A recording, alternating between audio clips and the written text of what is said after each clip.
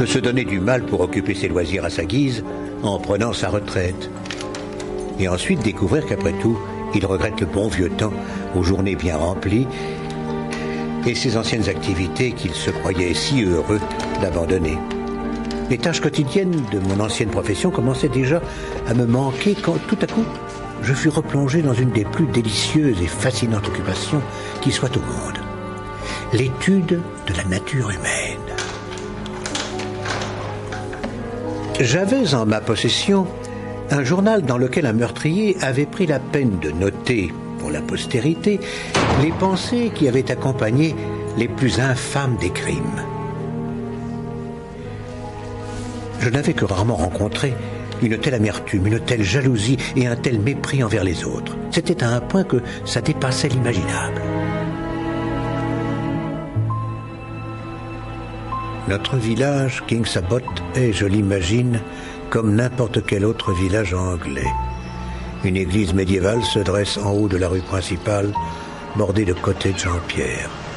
En bas de la rue, un pont enjambe une petite rivière où les rejetons de la pauvreté perfectionnent le seul talent qu'ils ne posséderont jamais.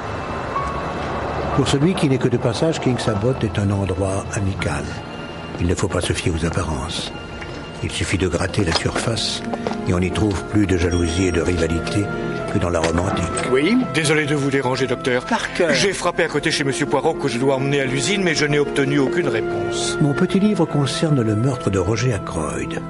Les événements qui l'ont provoqué, l'enquête quelque peu lourdaude qui a suivi, et la révélation finale, pour vous seul, cher lecteur, du nom du coupable.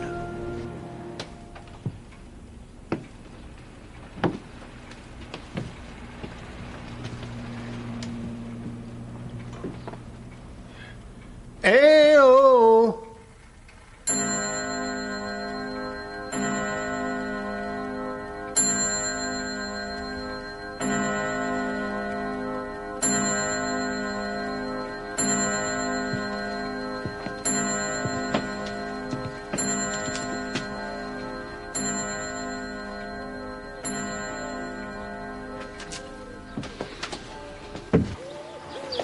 Ma patience est à bout. Vous ne me tourmenterez plus. Je vais vous tuer.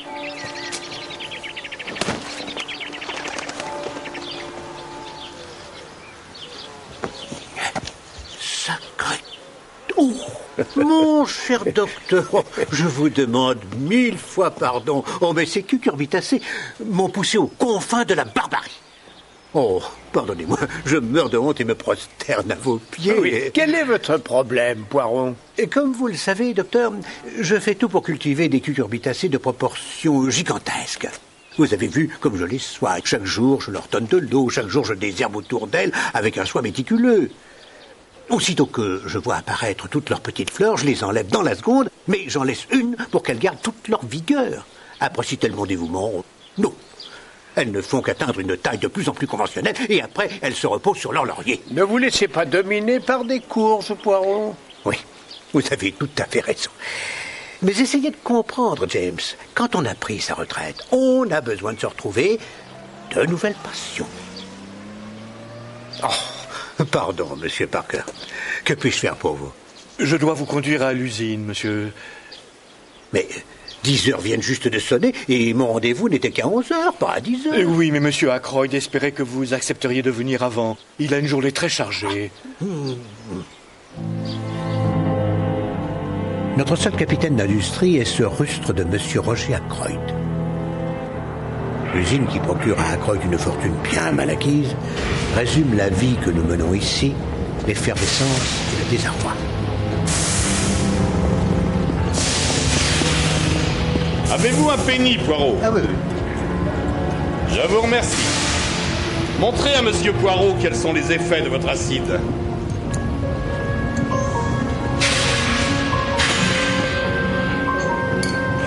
C'est là qu'il se remplissait les poches en mélangeant d'invraisemblables produits chimiques pour fabriquer des choses inutiles, tout en souillant l'air que nous respirions. Il aimait à se prendre pour un scientifique. J'ai bien peur que le bruit ait été trop assourdissant pour vous, Poirot. Non, pas du tout. Je vous envie beaucoup, mon ami. Qui aurait cru que ces expériences que vous faisiez dans votre arrière-boutique vous conduiraient là? Votre domaine n'est qu'à 1 ou 2 kilomètres, alors que c'est ici que vous remportez tous les triomphes de la grande industrie. Je n'oublierai jamais que vous avez été le premier à me prêter de l'argent, Poirot. Non, Quant au triomphe, vous en avez eu plus que votre part. Aujourd'hui, vous avez votre récompense. La paix et la tranquillité de la campagne. Notre jardin. Vous ne regrettez pas de vous être retiré ici? oh non, non, pas du tout. Pendant 30 ans, je n'ai connu que le côté sombre de la vie. Ce n'est pas sans conséquence. J'en suis sûr. Et maintenant, comme vous dites, j'ai ma récompense. Excusez-moi, monsieur Ackroyd. Qu'y a-t-il, Raymond? Monsieur Peyton est là, monsieur. Monsieur Peyton? Votre beau-fils, monsieur. Je sais qui est Monsieur Peyton. Merci, Monsieur Raymond, qu'il entre. Pourquoi ce garçon m'énerve-t-il autant? Non. Eh bien, maintenant, je vais devoir retourner à King's Abbot. Merci infiniment, mon ami, de m'avoir fait visiter votre magnifique usine. Je ne vois vraiment pas pourquoi vous n'êtes pas venu avant. Vous êtes ici depuis 1 an. Au fait, je dois dire que ce fut une bonne semaine pour moi. Hein? Lisez le journal de samedi matin, Poirot, et allez à la rubrique mariage. Vous voulez dire votre beau-fils et mademoiselle Flora? Oh, permettez-moi de vous présenter mes félicitations. Ah, Ralph, mon cher enfant, tu te rappelles Monsieur Poirot? Oui, bien sûr. Comment allez-vous, monsieur Poirot? Bien, merci. Je regrette seulement de devoir partir. Je fais dire à Parker de vous reconduire. Voyez ça, Raymond? Merci. Au revoir. Au revoir.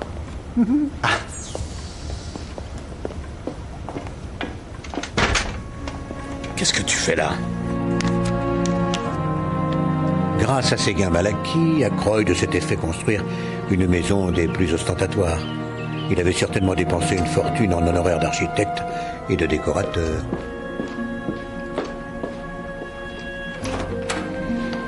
Il y habitait avec la veuve de son frère, Mrs. Vera Ackroyd, et la fille de cette dernière, Flora. Les vautours attendaient impatiemment le cadavre. Dois-je servir, Mrs. Ackroyd? Oui. Oh, le thé, merveilleux. Bonjour, Ursula. Dois-je vous servir, Miss Flora? Oui, merci. N'est-ce pas savoureux? Le thé? Non, jeune sotte, cette annonce qui va paraître. Ce n'est pas trop tôt. Pardonnez-moi. Je vais chercher une serviette. Je ne vois vraiment pas où Roger trouve ses filles. As-tu parlé à Ralph? Non, maman, il est à Londres. Je trouve qu'il pourrait téléphoner à l'occasion de ses fiançailles. Je suis revenu hier soir. Je suis descendu au White Hart. Écoute, père, Que reproches-tu à Fernley Park tout à coup? Mais je ne reproche rien à Fernley Park. J'ai su que tu allais faire paraître l'annonce des fiançailles. Flora en est très heureuse. Eh bien oui, peut-être qu'elle l'est. Tu remets à plus tard depuis 3 mois maintenant. Mais j'essaye de trouver du travail. J'ai toujours dit à ta défunte mère que je veillerais sur toi comme si tu étais mon propre fils, Ralph. Je sais. Il n'y a pas de mais, Je croyais vous avoir dit que je ne voulais pas qu'on me dérange, Raymond. Mrs. Ferrars vous demande au téléphone, monsieur. Ah, bien.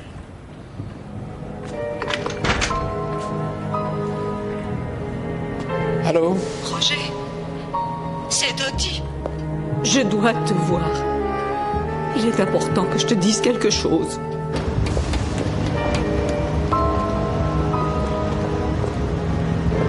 Ralph!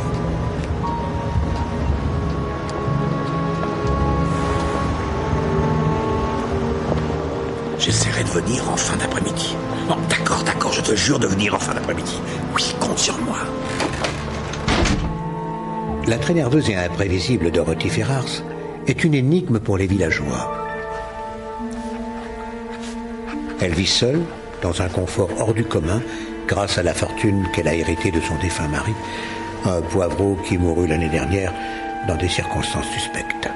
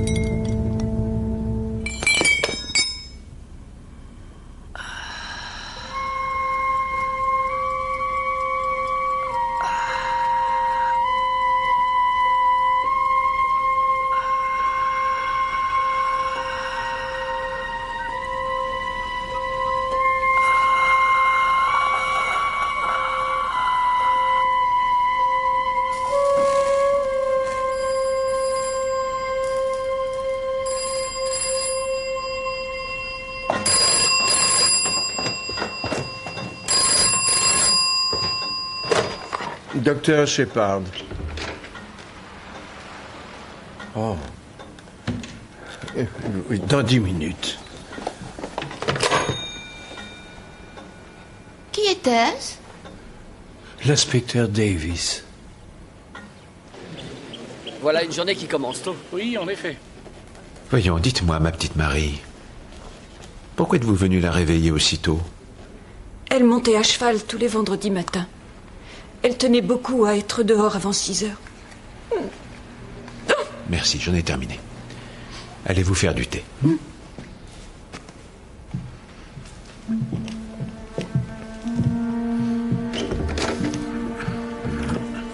Véronal. Vous croyez que c'est un suicide? Je ne vous répondrai qu'après l'enquête. Il y a presque un an que son mari est mort, non? Ça fait exactement un an. Avez-vous trouvé une lettre? Pas encore.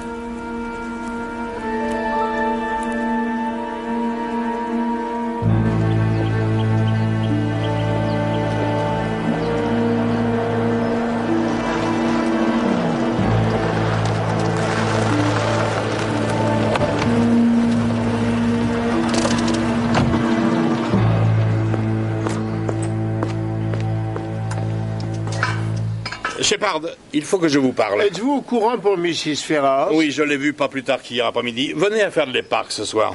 19h30.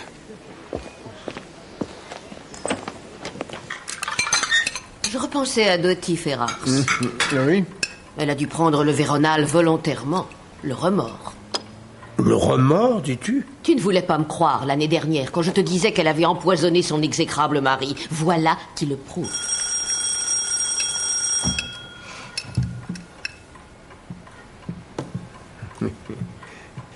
Oh, bonjour, entrez, je vous en prie. Merci.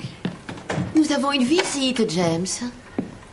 Oh, pardon, docteur, vous déjeunez? Non, nous avons fini. Hercule a un petit travail à te confier. Oui, cette petite boîte où s'égrène le temps. Mais comment dites-vous? Ah, votre pendule de voyage. C'est cela même, James. Peut-être l'ai-je trop remonté? Non, je crois qu'elle n'a besoin que d'un nettoyage. Ah.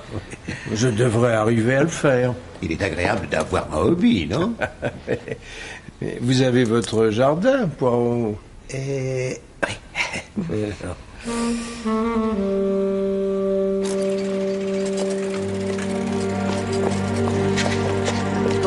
Bonjour. Encore un petit peu de temps. Nous devons être patients. Oh, pour l'amour du ciel. Ma chère enfant, il est tout à fait possible qu'il me coupe les vivres. C'est évident, en effet. J'ai abusé de sa patience ces dernières années. Il ne faut pas le pousser à bout. Nous avons besoin d'argent. Je serai très riche quand le vieux passera l'arme à gauche. Ne le pousse pas à modifier son testament. Alors pourquoi es-tu descendu ici et non à Fernley Park? Écoute, laisse-moi faire. Ne t'inquiète pas. C'est facile à dire, toi tu t'en tires très bien. Je suis sûr que vous vous sentirez mieux d'ici un jour ou deux. Merci, docteur. James, Oh, je suis désolée. Au revoir. Au revoir, docteur.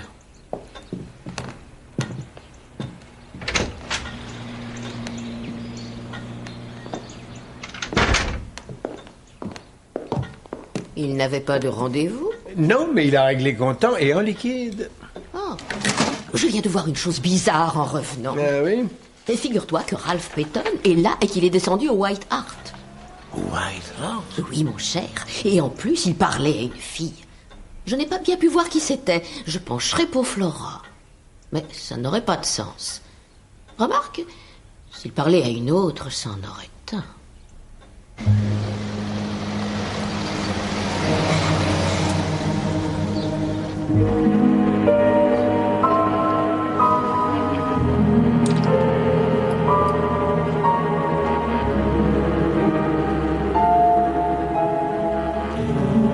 Le mal est dans ce village, Poirot. Un mal diabolique. Racontez-moi ce qui se passe, mon ami. Vous ne connaissiez pas Ashley Ferrars? Non. Non, je crois qu'il est mort avant mon arrivée. Oui, je le crois, en effet. Après sa mort, il y a tout un tas de rumeurs qui se sont mises à courir. Oh, cela arrive souvent dans les petites villes. Quoi qu'il en soit, le coroner a conclu à une gastrite. aggravé par un très grand alcoolisme, et c'est une péritonite qui l'a emporté. Je l'ai cru jusqu'à hier, car hier j'ai découvert qu'on l'avait empoisonné. Empoisonné? Écoutez, j'ai un aveu à vous faire, Poirot. J'ai été... très épris de Dottie Ferrars pendant des années. Hier, elle m'a téléphoné. Elle était très bouleversée, elle voulait me voir. Elle n'en pouvait plus, elle s'est effondrée. Et elle m'a tout raconté. Sa haine pour cette brute qui était son mari, son amour croissant pour moi, son horrible décision, poison. Un meurtre de sang-froid. Je vois. Ce qu'il y a de terrible, c'est qu'elle a dû lire l'horreur sur mon visage. Je ne pouvais pas la dissimuler. Je l'ai conduite au suicide. Mais le rapport dit que sa mort était accidentelle. Vous n'avez pas de reproche à vous faire, mon ami. Je sais, mais elle m'a aussi avoué autre chose. Il y avait une autre personne au courant du meurtre depuis le début. Elle la faisait chanter, elle lui soutirait des sommes énormes. Et savez-vous qui était cette personne? Elle n'a pas voulu me dire le nom de l'homme. En fait, elle ne m'a pas dit qu'il s'agissait d'un homme, mais... Eh bien, qui que ce soit, il ne s'en tirera pas. Non. Vous avez l'intention de traquer ce maître chanteur? Si seulement Dottie avait laissé une lettre, elle pourrait avoir écrit un nom. Roger, vous devez être très prudent. Merci, Ursula. Ah, Shepard, bonsoir. Bonsoir, Poirot. Bonsoir, James. Je reconduis Monsieur Poirot à la porte. Allez dans le salon, voulez-vous? Merci. Je vous remercie, Monsieur Parker. Ah! Tiens, docteur Shepard, j'ignorais que vous veniez ce soir. Et alors, vous ne me félicitez pas? Avec joie, mais de quoi? Regardez, je vais me marier avec Ralph. Je sais que vous formerez un couple très heureux, ma chère Flora. Nous sommes fiancés depuis 3 mois déjà, mais ce ne sera officiel que demain. Oh, docteur Shepard. Bonsoir, Mrs. Ackroyd. Est-ce vrai que cette pauvre Mrs. Ferrars... Elle nous a quittés hier soir, oui. Et elle sait... Était-ce un suicide? Nous n'en savons rien pour l'instant. Pauvre femme. Ah, enfin... La vie doit continuer, comme on dit.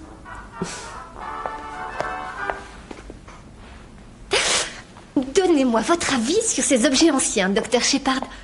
Je suis sûre que vous savez ce que c'est. Vous dites ça parce que je suis moi-même une antiquité.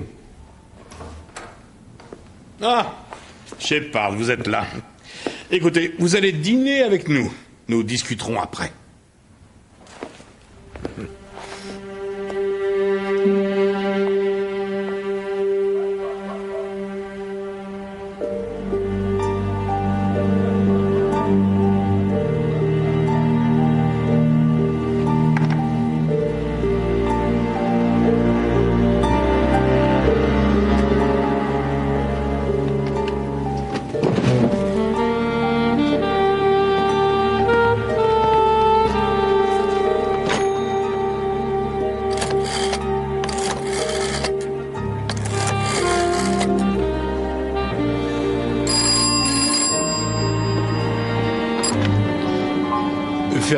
Je parlais à Monsieur Roger Ackroyd. Non, il dîne pour le moment, Monsieur Poirot.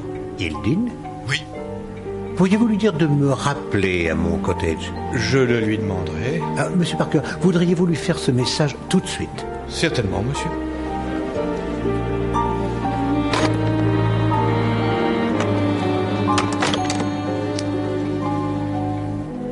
Alors je lui ai dit, ce n'est pas parce que vous cassez des œufs que vous savez faire une omelette. Mon défunt époux détestait les omelettes. Monsieur Poirot vient d'appeler, monsieur. Je lui ai dit que vous étiez à table. Merci, Parker. Je le rappellerai plus tard.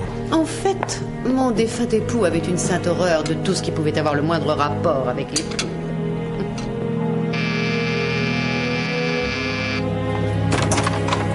Dernière distribution. La journée est finie. Merci, Barney.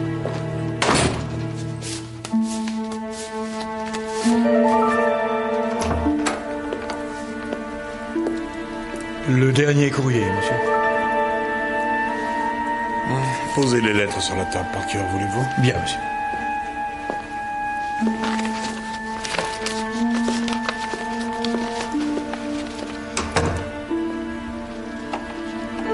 Mon cher, mon très cher Roger.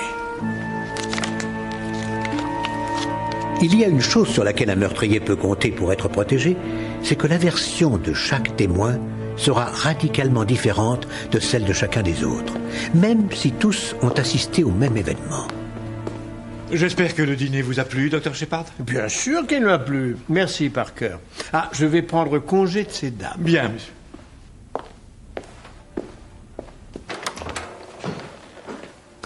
Bonsoir, mesdames. Oh, vous devez déjà nous quitter? Malheureusement, oui, je le dois. Bonsoir. Et je vous renouvelle mes félicitations, Flora. Oh, docteur, je vous remercie. Bonsoir. Oui.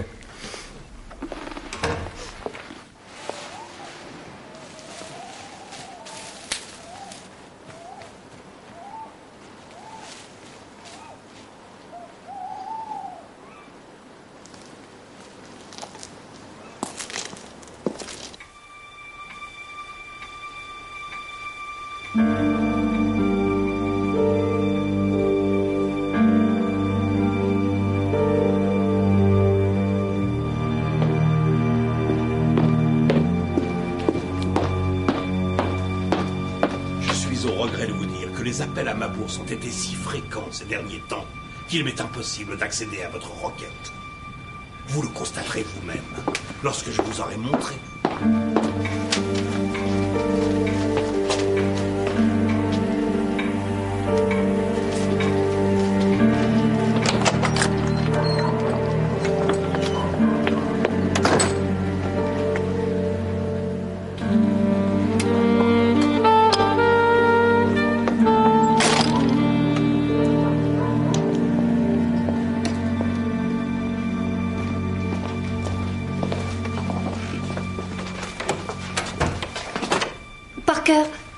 Monsieur Ackroyd ne veut pas qu'on le dérange ce soir. Ah, très bien, Miss Flora.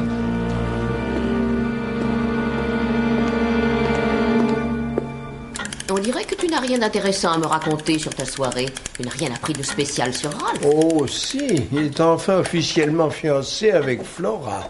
Alors c'est de ça qu'il parlait cet après-midi au White Hart. C'est toi qui le dis, ma chère.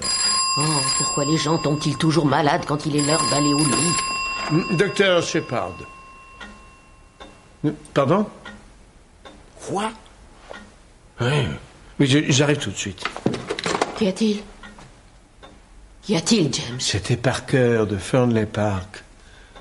On vient de trouver le corps de Roger Ackroyd, il s'est fait tuer.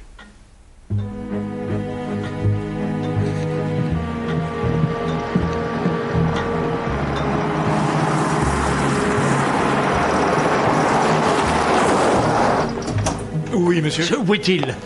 Je vous demande pardon, monsieur. A-t-on appelé la police? La police? Mais qu'est-ce qui vous prend, Parker? Votre maître a été victime d'un meurtre. Monsieur Roger Ackroyd? Vous ne m'avez pas appelé il y a 5 minutes pour me dire que monsieur Ackroyd s'était fait assassiner? Non, bien sûr que non, monsieur, sûrement non, pas. Vous voulez dire que ce n'est qu'un canular? Oh, Dieu soit loué. Oh.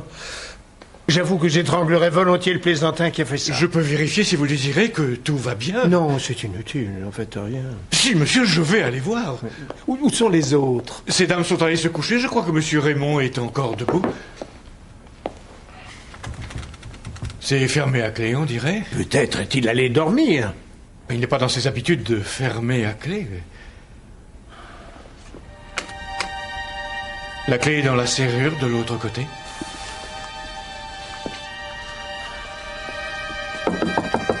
Ackroyd! Ackroyd! Il s'est peut-être endormi.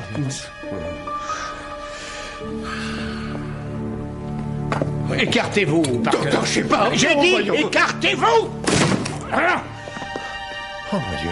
Non, non, restez là. Moins on touchera à ce qu'il y a dans cette pièce, et mieux ce sera.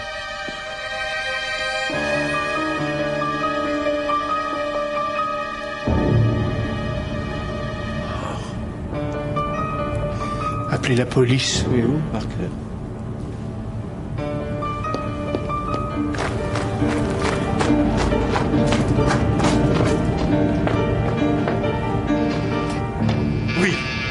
Tout de suite. Monsieur Ackroyd a été assassiné. Que venez-vous de dire? Monsieur Ackroyd, monsieur, il est mort. Dans son bureau. Oh mon Dieu.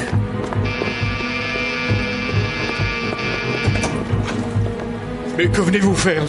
Eh bien, je vous demande pardon, monsieur Poirot. Veuillez entrer. Oui, merci. Je viens de téléphoner à la police. Qu'arrive-t-il, monsieur Parker? Monsieur Ackroyd a été tué, monsieur. On l'a assassiné.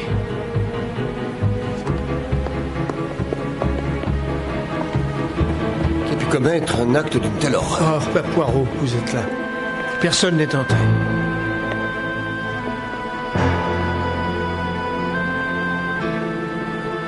Qu'en pensez-vous, Poirot?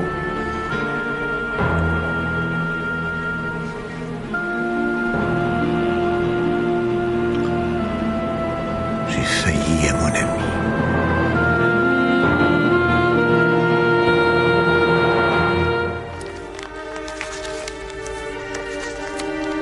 Notre police locale est une source constante d'amusements inoffensifs. L'année dernière, ils ne se sont même pas aperçus que le décès de Ashley Ferrars était un meurtre. Cette fois, ils vont certainement affirmer que Ackroyd s'est suicidé.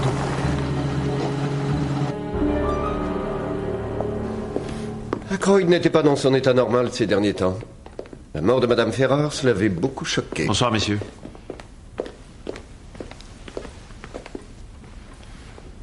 J'espère qu'on n'a touché à rien. J'ai constaté que toute trace de vie avait disparu, mais c'est tout. Qui a trouvé le corps? Le valet, Parker et moi-même. J'avais dîné ici et peu après être rentré chez moi, j'ai eu un coup de téléphone de Parker me disant que M. Ackroyd avait été assassiné. Alors Parker avait déjà trouvé le corps? Non, monsieur. Et je n'ai donné aucun coup de téléphone. Mais attendez une minute, je vous prie. Le docteur Shepard... Je n'ai pas téléphoné, monsieur. Je vous jure que ce n'est pas moi. Était-ce une voix semblable à celle de Parker au téléphone? Je dois dire que je n'ai pas fait attention. Je n'avais aucune raison de douter. C'est curieux. Quoi qu'il en soit, vous êtes entré. J'ai forcé la porte, elle était fermée de l'intérieur. On a vérifié la fenêtre?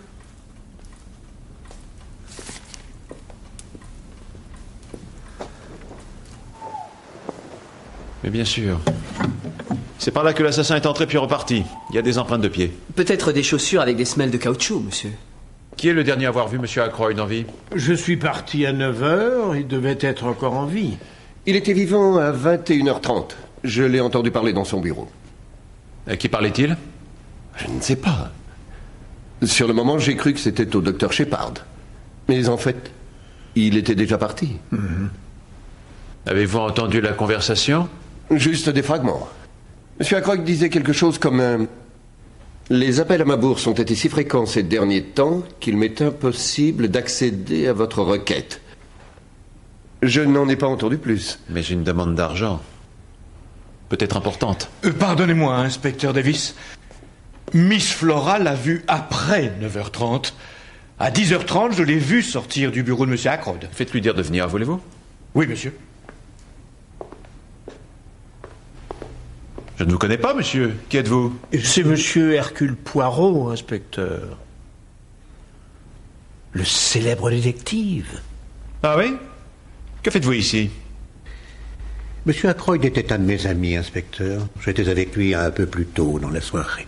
Quand l'avez-vous vu en vie pour la dernière fois? Nous nous sommes dit au revoir à 19h36, ensuite je suis rentré chez moi. Que faites-vous ici maintenant? Monsieur Ackroyd était si bouleversé que je m'inquiétais pour lui et j'ai cru bon de revenir. Merci, monsieur. De rien. Je me dois de vous dire quelque chose. Monsieur Alf Payton est ici, il est revenu de Londres. Il est allé à l'usine pour voir Monsieur Ackroyd. Ils ont eu des mots assez violents. À quel sujet? Je ne sais pas vraiment. À propos du testament de Monsieur Ackroyd, je crois.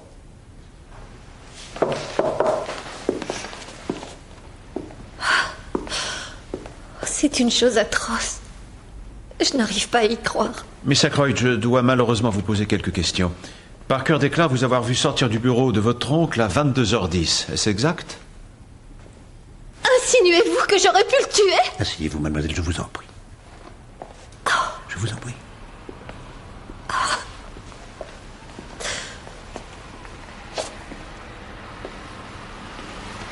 Nous ne faisons qu'essayer de situer tout le monde dans la maison, de découvrir ce qu'ils ont vu ou entendu. Très bien. Oui, je suis allée dire bonsoir à oncle Roger. À 22h10, c'est ça? Oh, je n'en sais rien.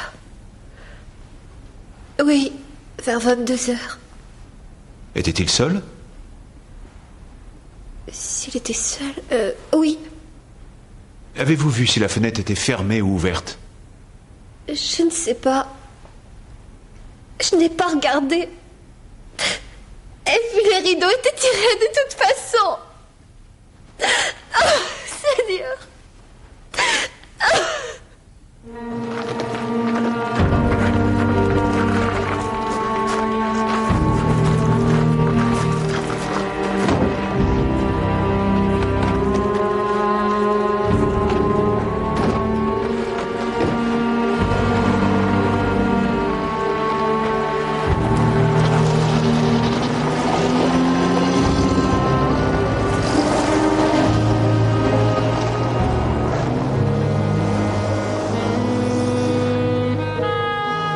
Je vous ramène en voiture, Poirot. Non, merci. Je préfère marcher.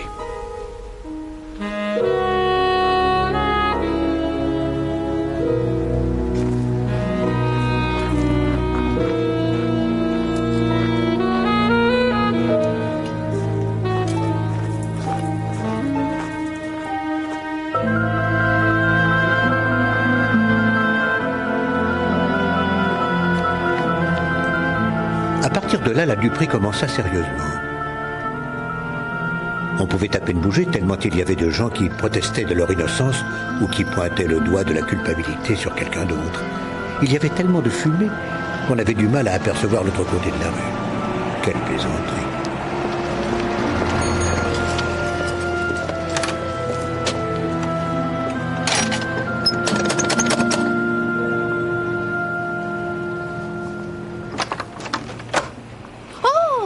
Bonjour, Flora. Je voudrais voir Monsieur Poirot. Est-il là? Eh bien, il est horriblement bouleversé en réalité. Mon frère est avec lui pour l'instant. Nous sommes venus le voir tous les deux. Qui aurait voulu faire ça à un homme pareil, James?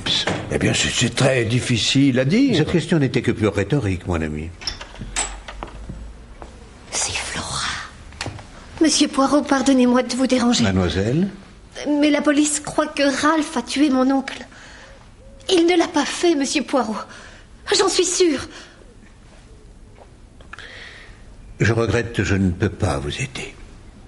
Mais vous êtes détective. Votre oncle était l'ami de Monsieur Poirot, Flora. De toute façon, mademoiselle, je suis à la retraite, je ne travaille plus. Je vous paierai. Je trouverai de l'argent. Non, ce n'est pas une question d'argent. Allons, reprenez-vous, mon enfant. Qu'est-ce que je vais faire? Qu'est-ce que je vais faire? Où est Ralph pour l'instant? Je ne sais pas. Je ne sais qu'une chose. Hier, oncle Roger m'a dit qu'il était descendu au White Hart. Mais il n'y est plus maintenant. Il en est parti au milieu de la nuit. Mais il y a laissé toutes ses affaires. Je vois. Non, vous ne voyez rien. Ralph a fait de grosses bêtises dans le passé. Mais il ne commettrait pas un meurtre. Mademoiselle, je ne peux pas vous aider comme vous le souhaitez. Mais j'irai voir l'inspecteur Davis et je lui parlerai en votre nom. Cela pourrait être utile. Entre nous, inspecteur principal, je parie sur Ralph Peyton, le beau-fils de la victime. Il y a là un étranger qui désire vous voir, inspecteur. J'avais pourtant dit qu'on ne me dérange pas.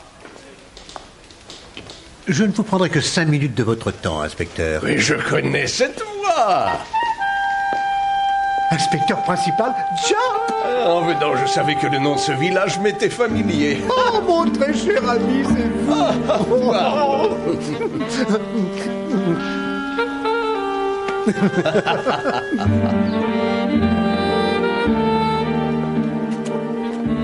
J'étais persuadé que vous aviez pris votre retraite. J'arrive ici et je vous retrouve embringué dans un meurtre, bien sûr. Non, inspecteur principal, je ne suis pas, comme vous dites, embringué dans un meurtre. Non, Roger Ackroyd était un de mes vieux amis et c'est tout. Oui, mais vous allez nous aider, non? Non. Vous m'aiderez à interroger ces provinciaux. Oh, non. Non, je ne pratique plus ce métier depuis trop longtemps. Oh, s'il vous plaît, Poirot, comme au bon vieux temps. Ah, c'est fait. Très bien.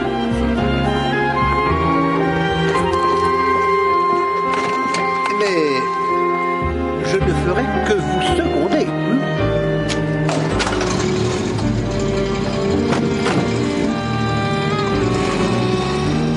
Inspecteur Davis, Mademoiselle Ackroyd m'a dit que vous soupçonnez fortement Ralph Payton.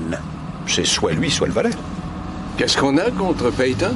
Primo, il a quitté le White Hart cette nuit et depuis, on n'a pas revu. Secondo, ce garçon a de grosses difficultés financières et le testament devrait l'aider à les résoudre. Et tertio, il se serait disputé avec la victime. Ça fait pas mal de choses, hein? Justement, peut-être un peu trop, mon ami. Il n'y a pas que ça. J'ai ici une paire de chaussures qu'on a trouvées au White Hart. Je vais les comparer avec les empreintes du rebord de la fenêtre. Quelqu'un aurait-il vu un inconnu à l'allure suspecte rôder dans les parages? Aucun inconnu n'est venu rendre visite à M. Ackroyd cette dernière semaine? Si, il y en a eu un. Ce jeune homme qui disait être représentant, c'était mercredi. Il a vu M. Ackroyd pendant 1 heure. Non, je me le rappelle, c'était bien un représentant. Oui, il est venu à l'usine pour essayer de vendre un dictaphone et M. Ackroyd lui a dit de venir ici pour une démonstration. C'était M. Tufnell, précisément. Ouais, bon, très bien. Et maintenant, revenons à ce qui s'est passé hier soir. Ah, je me rappelle une chose qui m'a intrigué hier soir. Oui?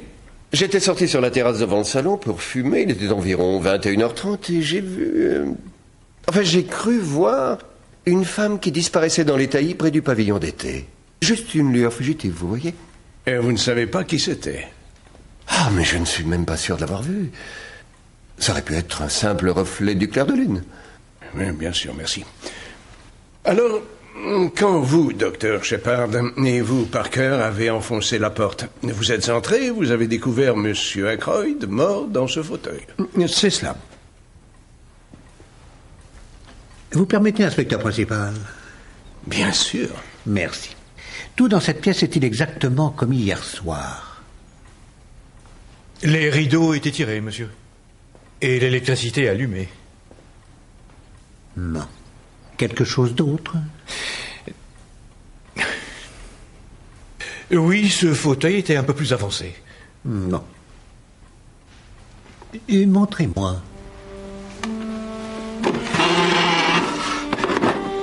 Voilà qui est assez curieux.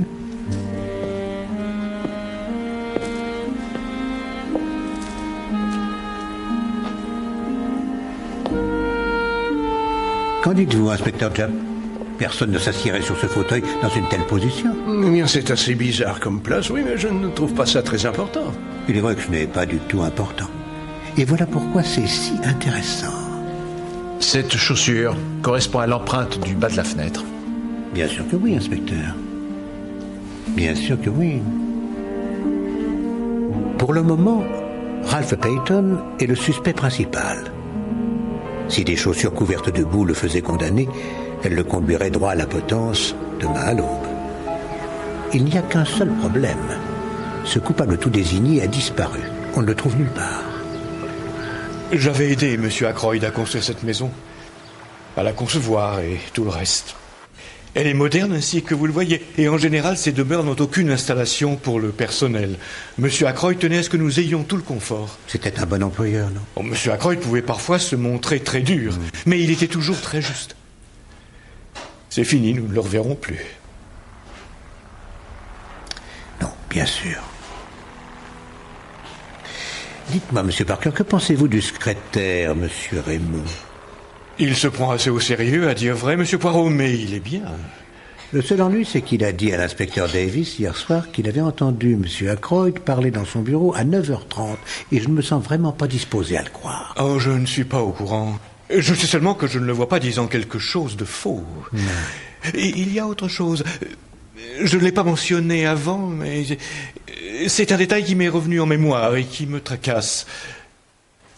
Il était dans un coffret exposé dans la vitrine du salon. Je suis sûr qu'il y était encore juste avant le dîner hier soir.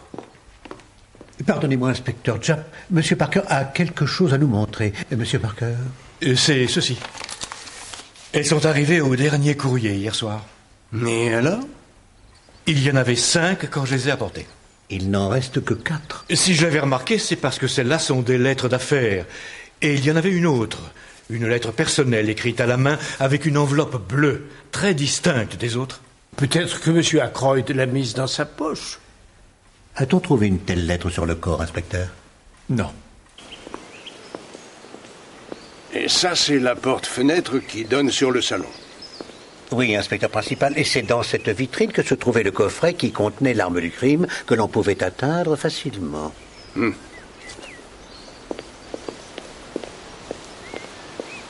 Et ici, tout le long, aucune autre fenêtre ne donne sur la terrasse jusqu'à ce qu'on arrive au bureau de M. Roger Ackroyd.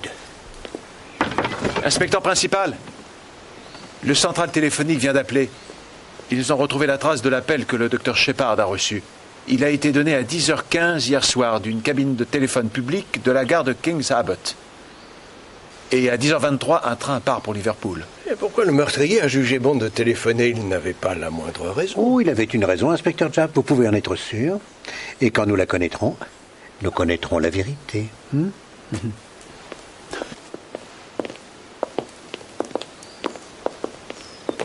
Tout le monde m'a dit que le temps avait été beau et sec ces 15 derniers jours. Alors comment a-t-on pu retrouver ces empreintes de boue? C'est très facile à deviner, mon ami. Vous voyez ça? Le jardinier laisse le goutte à goutte au robinet. Ah oui. Et il y a la même empreinte de chaussures. Vous voyez aussi les empreintes de chaussures d'une dame? Mais les femmes ne manquent pas dans cette maison. Venez, inspecteur Japp, allons jeter un coup d'œil au pavillon d'été.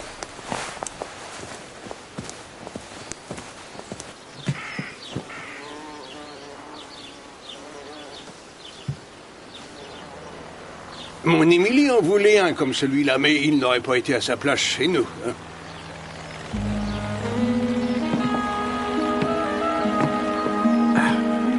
Qu'est-ce que c'est, Poirot? Ah bien, c'est un morceau de tissu qui vient d'un mouchoir ou autre chose.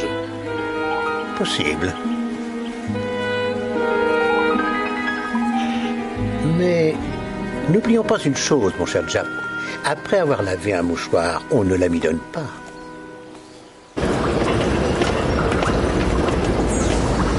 L'organisation de l'usine souffre beaucoup aujourd'hui. À cause de l'absence de M. Ackroyd? Non, presque pas. Le grand organisateur, il ne manque pas.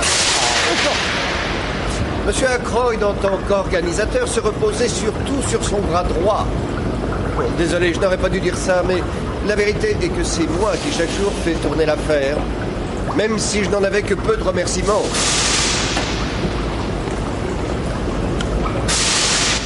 Créditeur d'hiver, 403 livres, 7 shillings et 4 pence. Monsieur Hammond est le notaire privé de Monsieur Ackroyd et il travaille aussi pour cette société. Je suis l'inspecteur principal Japp de Scotland Yard. Et voici Hercule Poirot. Je suis détective privé. Et quelles sont les clauses du testament de M. Ackroyd? Vous voulez les connaître, mais je dois justement me rendre plus tard chez la famille pour en donner lecture. J'ai tellement à faire, tellement à faire que je ne sais Qu'y a-t-il dans le testament? Oh bien, les clauses en sont assez précises. Elles consistent en toute une série de legs qu'il a fait. Eh bien, il y a 500 livres pour son secrétaire, M. Geoffrey Raymond. Ensuite, Mrs. Vera Ackroyd doit percevoir le revenu de 10 000 livres qui sont placés en action pendant toute sa vie. Quant à sa fille, Flora Ackroyd, elle hérite de 20 000 livres comptants. Et la majorité de ses possessions? Le reste de sa succession, incluant Fernley Park et les actions de la société de produits chimiques Ackroyd, reviennent à son fils adoptif, soit M. Ralph Peyton.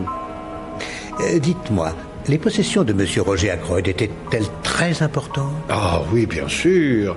M. Peyton va bientôt être un jeune homme très riche. Ah, merci. Dites-moi, mon cher Japp, le chef de garde de King's Abbot vous a été utile? Non, malheureusement. Il ne se rappelle personne se servant de la cabine téléphonique.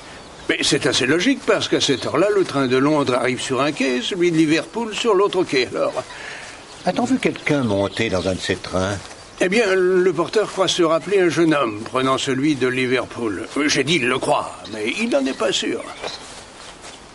Tiens donc. Il a l'air plutôt accablé. Oui. Nous allons essayer de lui remonter le moral.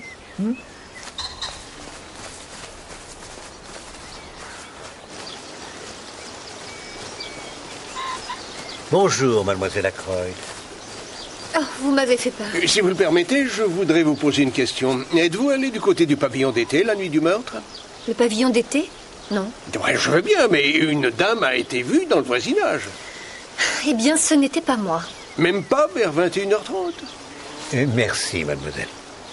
Votre aide fut des plus précieuses. Je dois rentrer à la maison, je vous laisse. Je venais de commencer à l'interroger. Oui, justement. Est-elle assez loin pour ne plus nous voir? Oui. Qu'est-ce que vous faites, Poirot? Poirot, rappelez-vous qu'il faut toujours avoir l'œil en alerte, mon ami. Je l'ai vu un reflet lumineux dû aux rayons du soleil. Ah. Voilà. C'est une alliance. Oui, bien sûr. Oh, sûrement celle d'une femme, vu sa taille. Vous avez raison. Croyez-vous que sa tâche, là... Un curieux endroit pour trouver une alliance. Oh, mais attendez, il y a une inscription. 2R, le 13 mars. Vous savez qui est ce R, vous, Poirot? Non.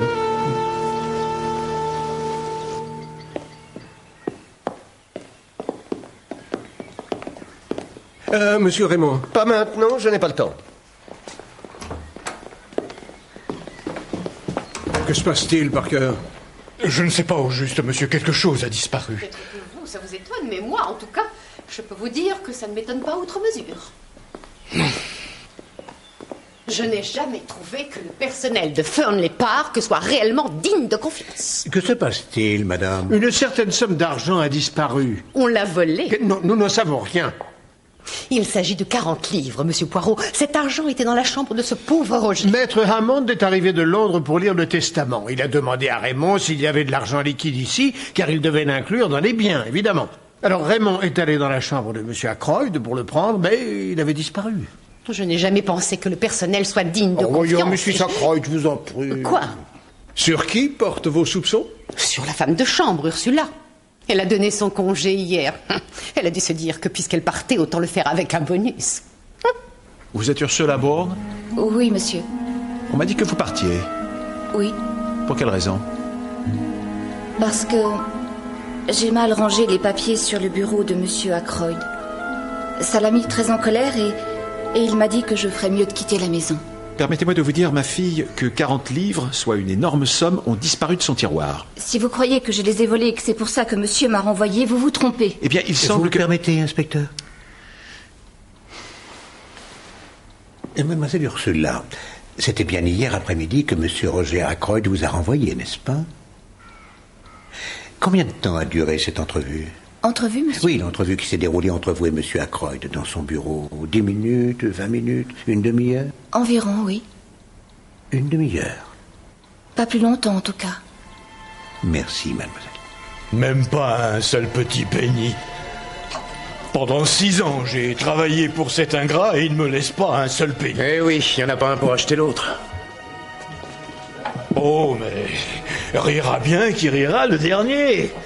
Celui qui connaît les petits secrets de famille peut s'en servir. Messieurs, c'est l'heure de commander les dernières tournées. Ça va être l'heure de fermer.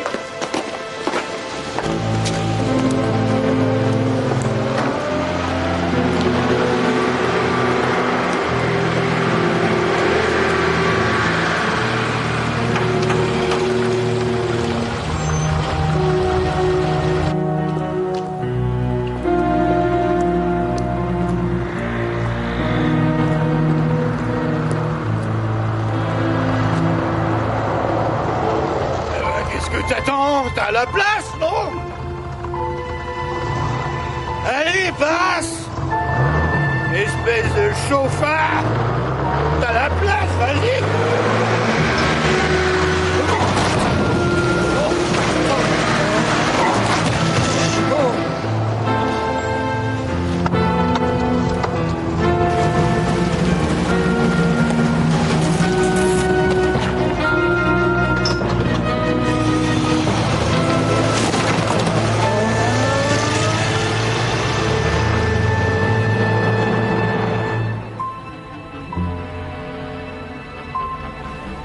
D'abord, Roger Ackroyd est brutalement assassiné dans son bureau.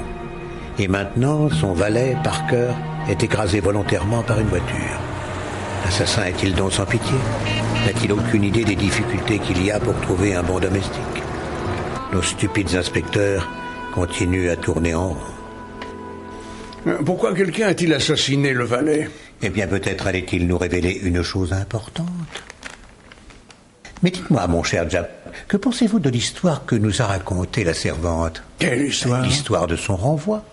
Pour congédier une servante, il ne faut pas une demi-heure. Ça se passait l'après-midi, n'est-ce pas? Ça n'avait rien à voir avec le meurtre. Je n'en suis pas sûr. Mais peut-être que ce petit morceau de Baptiste que j'ai trouvé nous le dira. Et voilà, vous recommencez, Poirot. Puis savoir de quoi vous parlez. Vous m'embrouillez les idées. Jusqu'au moment où je crois dominer l'affaire. Bah ouais. Oh. Puisque vous pensez dominer l'affaire, quel est votre point de vue? Il faut être un peu logique, voyez-vous, Poirot. Oui, bien sûr. Très bien. Alors, qu'avons-nous? La dernière personne qui a vu Roger Ackroyd en vie est le docteur Shepard, qui l'a quitté à 9h. Non, vous oubliez mademoiselle Flora Ackroyd, qui est venue lui souhaiter une bonne nuit à 10h10. Ah. N'ayez aucune inquiétude, mon ami. Je ne crois pas cette demoiselle. Veuillez continuer. Oh, mais pourquoi aurait-elle... Je continue. Ensuite, Raymond a entendu Ackroyd qui parlait à quelqu'un à 9h30. Puis Ralph Peyton a disparu de son hôtel la nuit du meurtre. Et depuis, on ne l'a pas revu.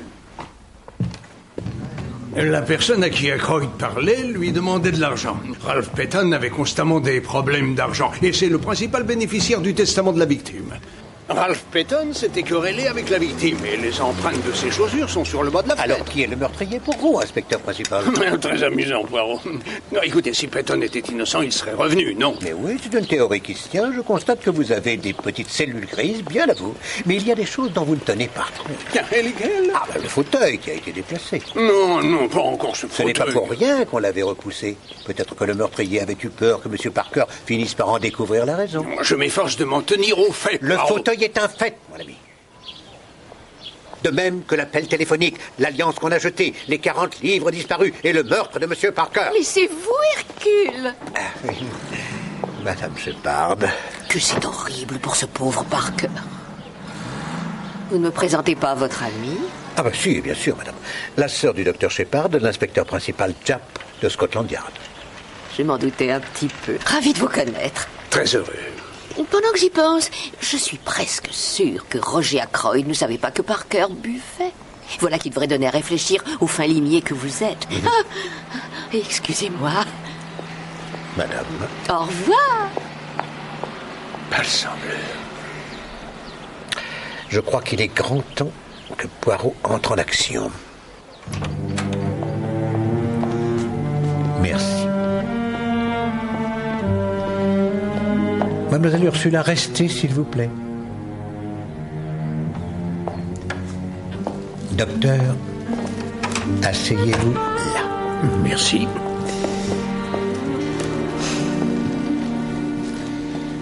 Pour commencer, je vous adresse une requête spéciale. À vous, mademoiselle. À moi? Oui. Si vous savez où se trouve M. Ralph Peyton, je vous supplie avec la plus grande insistance de le persuader de réapparaître. Monsieur Poirot, je vous jure solennellement que je n'ai aucune idée de l'endroit où il peut être. Je ne l'ai pas vu, je n'ai pas eu de ses nouvelles, ni le jour du meurtre, ni ensuite. Bien! Maintenant, ça suffit! Les autres personnes présentes, vous êtes tous soit des amis, soit des intimes de M. Ralph Peyton. Et si vous savez où ce monsieur est allé se cacher, alors parlez. Je vous supplie de parler. Mesdames et messieurs, je veux découvrir la vérité, je veux tout savoir et je saurai tout. Et cela, malgré vous tous.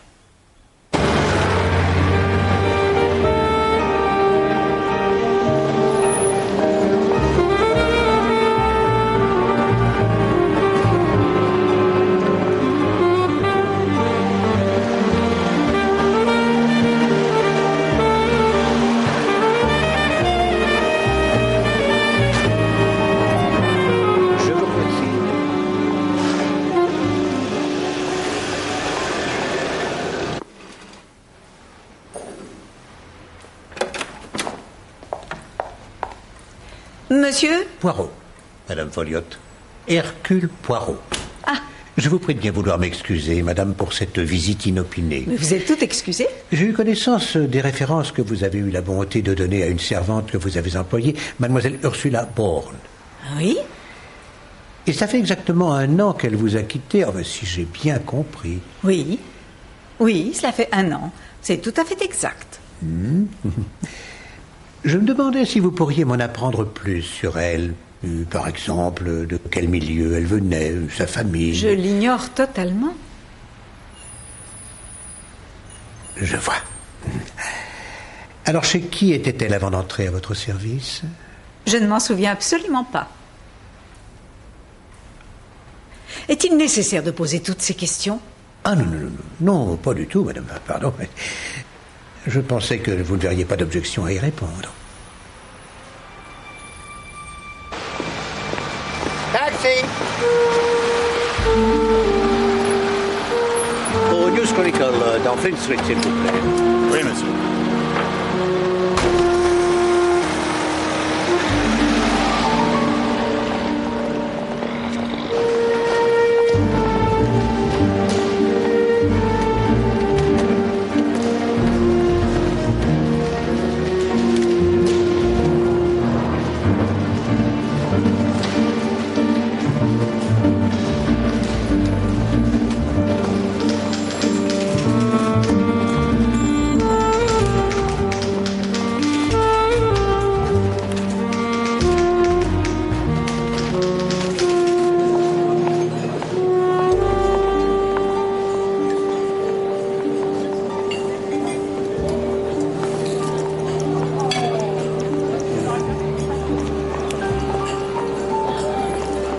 Ça va arranger votre montre.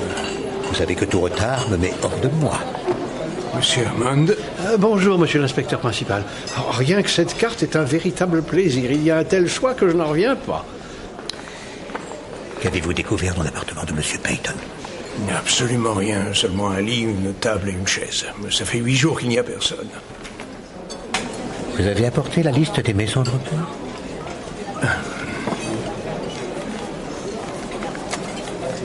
Merci. Il n'y a rien de comestible sur cette carte, Poirot. Il n'y a que des macaronis ceci, des raviolis cela. Ils n'ont pas de viande. Les spaghettis bolognaises ont de la viande. Ah oui, mais j'aime pas les spaghettis. Écoutez, monsieur Hammond, nous allons avoir besoin de vous. Comme vous vous occupiez des intérêts de M. Roger Ackroyd, je crois savoir que Mrs. Dorothy Ferrars vous avait confié les siens. C'est tout à fait exact. Toutes ces affaires passaient entre nos mains. Voyez-vous, M. Hammond, M. Ackroyd pensait que Mme Ferrars était victime d'un chantage. Et il est possible que le meurtre de M. Ackroyd et ce chantage aient un lien. Victime d'un chantage? Cela vous surprend? Non. Non, cela expliquerait beaucoup de choses.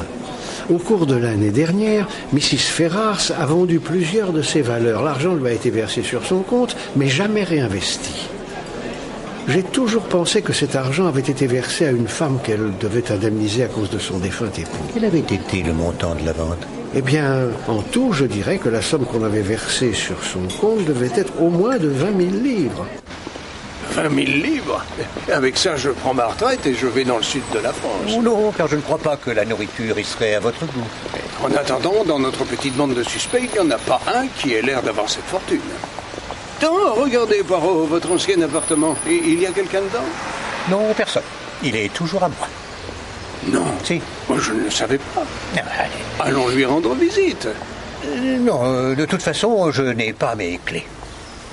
Si, vous les avez... Sinon, vous ne m'auriez jamais fait passer par là. Venez.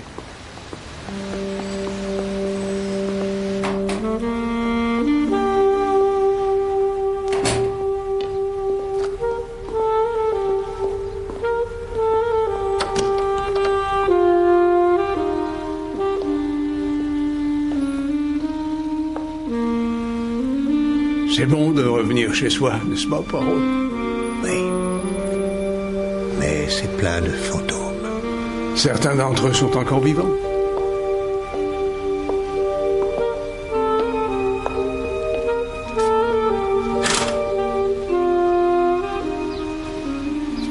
Savez-vous l'effet que me fait cette visite à Londres? Elle me trouble.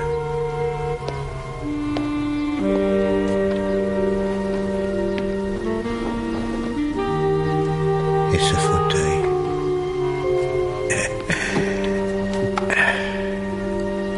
C'est pire encore. Vous n'avez jamais eu l'intention d'être un bon pecno? Non. Inspecteur principal, vous n'avez pas le droit de dire de telles choses. La vie à la campagne est excellente pour moi. J'ai l'air pur, j'ai mon jardin. Le silence. Vous n'auriez jamais dû vous retirer. Je vous l'ai dit à l'époque, si vous vous rappelez. On ne peut reporter éternellement l'inévitable, mon ami. Et dans cette affaire, des tas de choses ont été reportées à plus tard. Vraiment? Mais oui, bien sûr. Monsieur Roger Ackroyd et Madame Ferrars ont reporté l'annonce de leur fiançailles. Monsieur Ralph Peyton et Mademoiselle Flora ont fait de même. Je ne vois pas où ça nous conduit. Pour l'instant, moi non plus. Mais il y a une chose qui devrait nous donner à penser.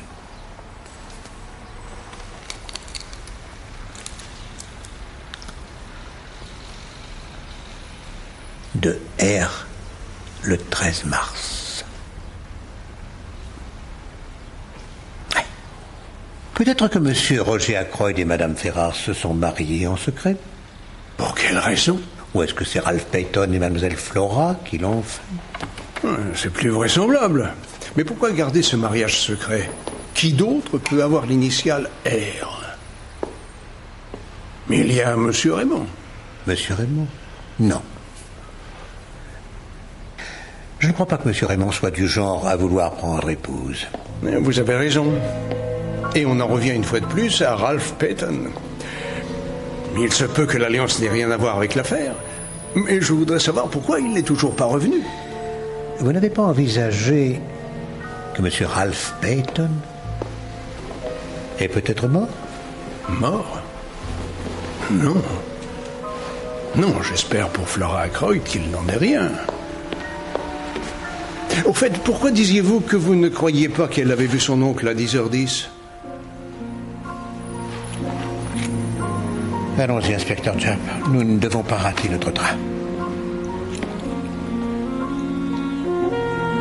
Et je sens que je dois d'urgence fuir ces bons vieux fantômes.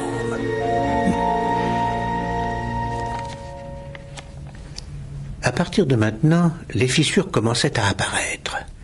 Il y a, j'ai honte de le dire, certaines noirceurs de cœur dont je ne me suis même pas douté. Qui aurait cru la si candide Flora Ackroyd capable de si mal se conduire? Monsieur Poirot m'a fait une suggestion, Miss Ackroyd. Il croit que vendredi soir, vous n'étiez pas dans le bureau de votre oncle et que vous n'étiez pas allé lui dire bonsoir.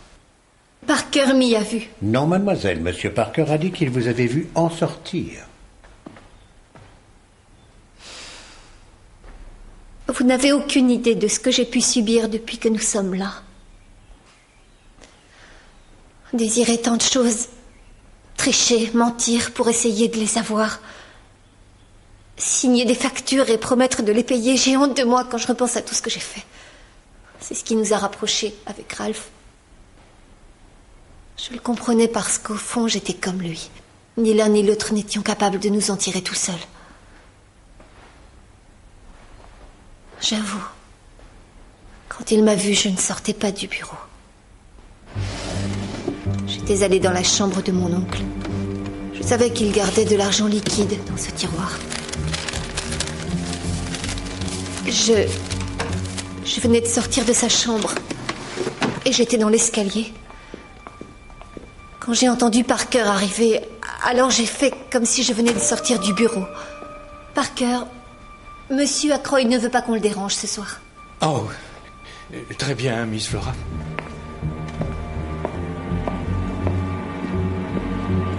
Mademoiselle. Oui, j'ai volé cet argent. Oui, je l'ai pris. Je ne suis ni plus ni moins qu'une vulgaire voleuse. Maintenant, vous savez.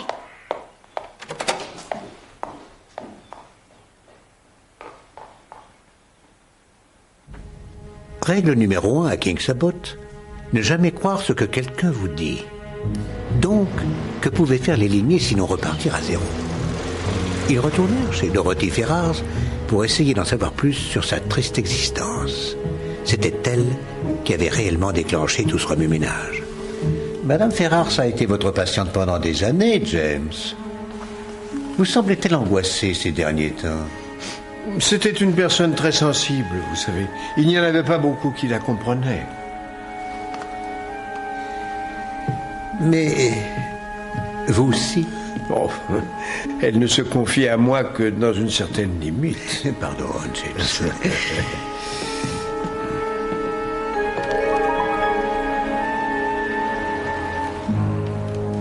Madame Ferrars écrivait beaucoup de lettres.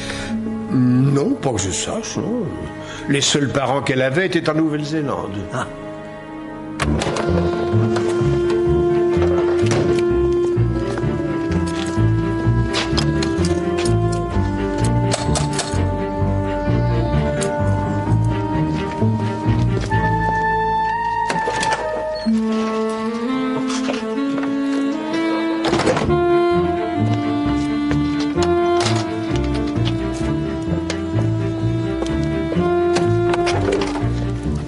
Bonjour, madame.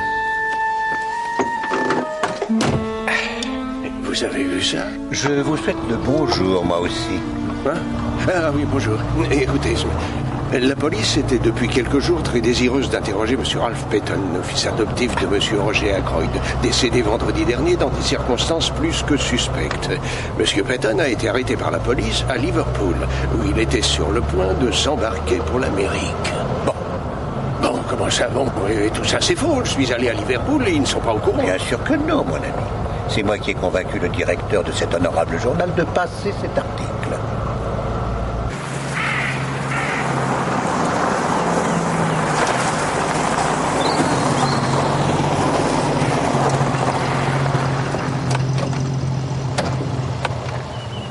On va voir si vous avez raison, Poirot. On va voir si votre fameux article arrive à faire sortir le loup du bois. Vous n'avez pas l'air d'avoir confiance. Avec vous, je me méfie. Si le loup est dans le bois, cet article l'en fera sortir.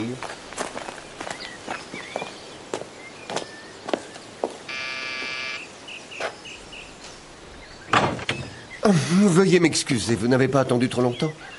On ne sait plus où donner de la tête. Avec Parker qui n'est pas là et Ursula qui ne va pas bien du tout. Elle est souffrante? Je ne saurais vous le dire.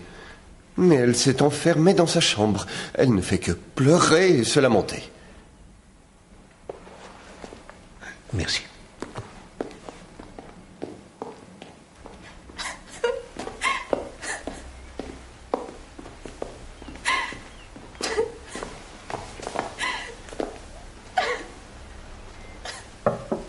Allez-vous-en. Nous voulons vous parler, Miss Bourne. Allez-vous-en, je ne veux pas vous voir. Madame Peyton, c'est moi, Hercule Poirot. Ce n'est plus la peine de dissimuler, je crois. Le journal dit que Ralph a été arrêté. La vérité, c'est ce qu'il nous faut, madame. Ralph ne l'a pas tué. Franchement, je suis très enclin à vous croire, mais l'affaire se présente plutôt mal. Il n'y a que la vérité qui puisse sauver M. Peyton maintenant. Vous devriez nous expliquer le pourquoi de cette mascarade en domestique. Pour gagner ma vie. Mon père est mort il y a 2 ans en me laissant rien à part des dettes. Des dettes et en plus 5 filles. Ma sœur aînée était déjà mariée à un certain capitaine Folliot.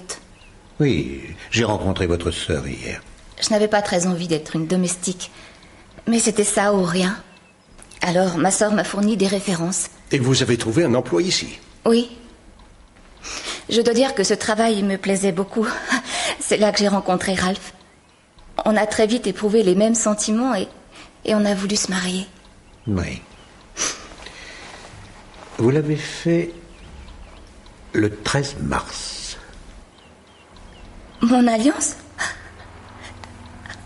Je croyais que je l'avais perdue pour toujours, mais où l'avez-vous trouvée? Veuillez continuer, madame. Eh bien, nous nous sommes mariés et ensuite, je suis revenue ici. Ralph est resté à Londres, il cherchait du travail.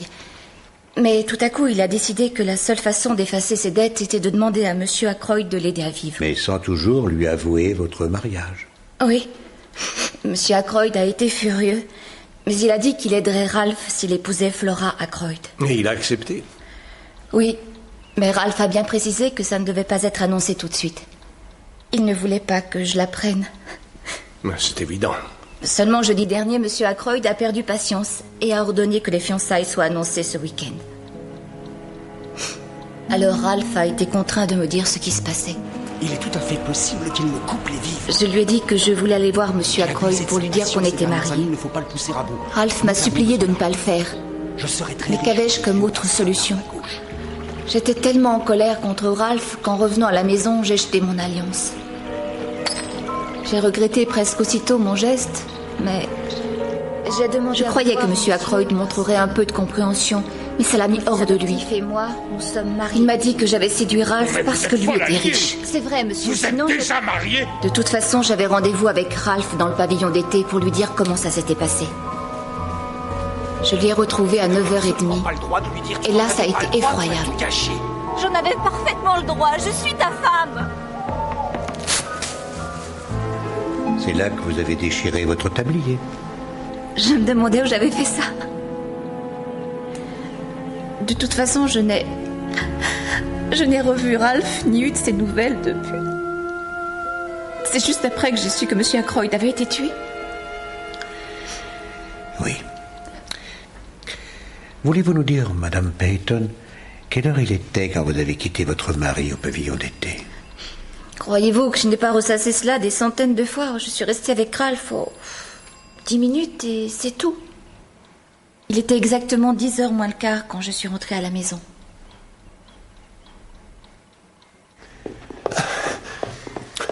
Ah, vous êtes là, Monsieur Poirot.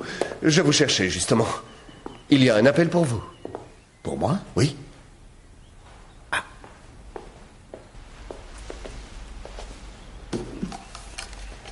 Poirot?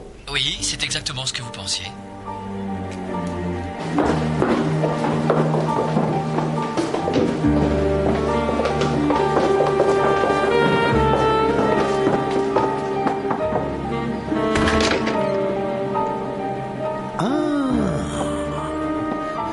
Monsieur Smith.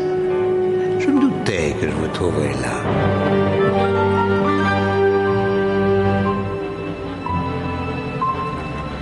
Maintenant va se dérouler une expérience de la plus grande importance. Nous avions tous été conviés à une réunion, mais je suis sûr que la police est toujours dans le noir le plus complet. Si chacun de nous se contrôlait, on ne nous arracherait aucun secret. Mais il y a toujours un point faible, n'est-ce pas? Non, non, non, non et non, Caroline. Il n'est pas question que je cède à ton insatiable curiosité. Oh, s'il te plaît, James, ne sois pas si méchant. Non, Caroline. Poirot a dit rien que les personnes qu'il a nommées. Bon, alors je ne fais que t'y accompagner, et c'est tout. Hercule ne sera pas fâché, je resterai en bas.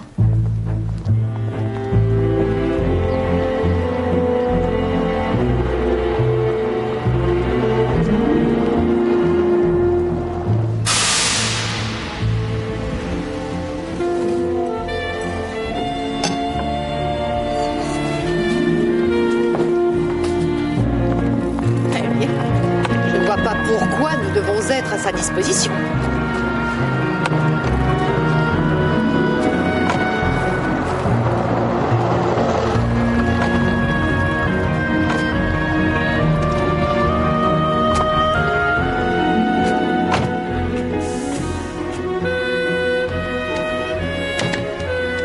Ah, mon cher chat, vous êtes aimable, veuillez la mettre là.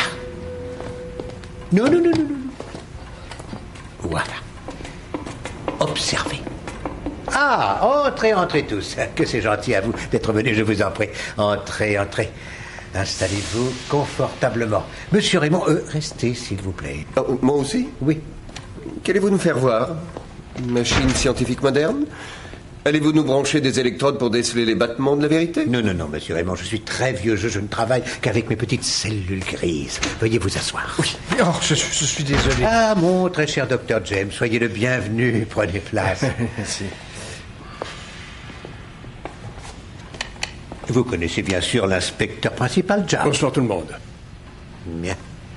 Alors, nous allons commencer, mais d'abord j'ai une nouvelle à vous apprendre. Cette jeune femme, mademoiselle Ursula Bourne, est en réalité Madame Ralph Peyton. Eh oui, elle a épousé Ralph Peyton en mars dernier. Ralph? Marié avec elle? Mais enfin, comment serait-ce possible? Oh, tais-toi, s'il te plaît. Vous et Ralph avez bien gardé votre secret. Je suis heureuse pour vous. C'est très gentil à vous. Ralph s'est si mal conduit, et en particulier avec vous. Il était coincé, il n'avait que cet échappatoire. J'aurais sûrement fait la même chose à sa place.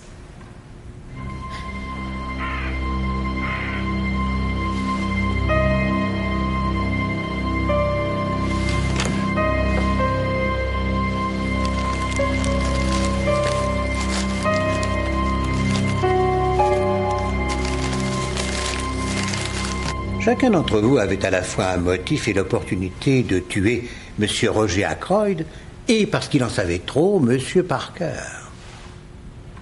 Madame Ralph Peyton aurait pu tout à fait espérer clarifier sa propre situation, si l'oncle de mademoiselle Flora n'avait pas décidé de faire pression sur elle pour qu'elle épouse Ralph Peyton. Monsieur Raymond supportait très mal le refus constant de Monsieur Roger Ackroyd de ne pas le laisser diriger l'usine. Et, bien sûr, Madame Ackroyd ainsi que Mademoiselle Flora espéraient tirer profit du testament de Monsieur Ackroyd. Je n'aime pas vos insinuations. Je n'ai pas à les supporter, je me retire. Vous ne le pouvez pas, madame, tant que vous n'avez pas entendu ce que Poirot a à dire. Veuillez vous asseoir. Merci, madame. Le problème a toujours été une question d'heure qui ne coïncidait pas. Nous savons que M. Roger Ackroyd était vivant à 9h30 parce qu'à cette heure-là, M. Raymond l'a entendu parler. Mais à qui pouvait-il s'adresser? Ce n'était sûrement pas à M. Ralph Peyton, puisque nous savons qu'à ce moment-là, il était avec sa femme. Alors, à qui parlait-il? Depuis le début de cette affaire, j'étais fort intrigué par une chose. La nature des mots prononcés par M. Roger Ackroyd et entendus par M. Raymond.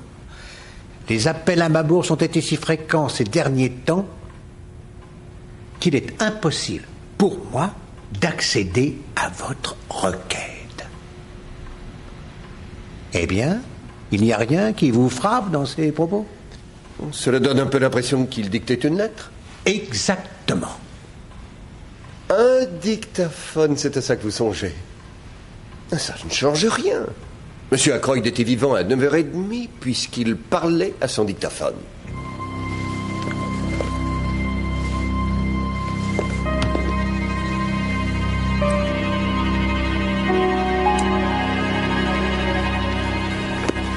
Mais ceci nous ramène à M. Ralph Peyton. Comme je vous l'ai dit, nous savons qu'il était dans le pavillon d'été avec Madame Peyton. Et voilà que tout à coup, pouf, il disparaît. Ou il a quitté le pays, c'est possible. Ou il est possible qu'il soit devenu la 3e victime de notre meurtrier. Oh non! Ou alors, il est possible que quelqu'un lui ait fourni le moyen de se cacher, d'échapper à la police. Seulement qui? Et où? Un hôtel? Non, beaucoup trop public. Une pension de famille? Non, tout aussi dangereux. Ah, j'ai trouvé. Simplement une maison de repos. L'inspecteur principal Japp a fait des recherches.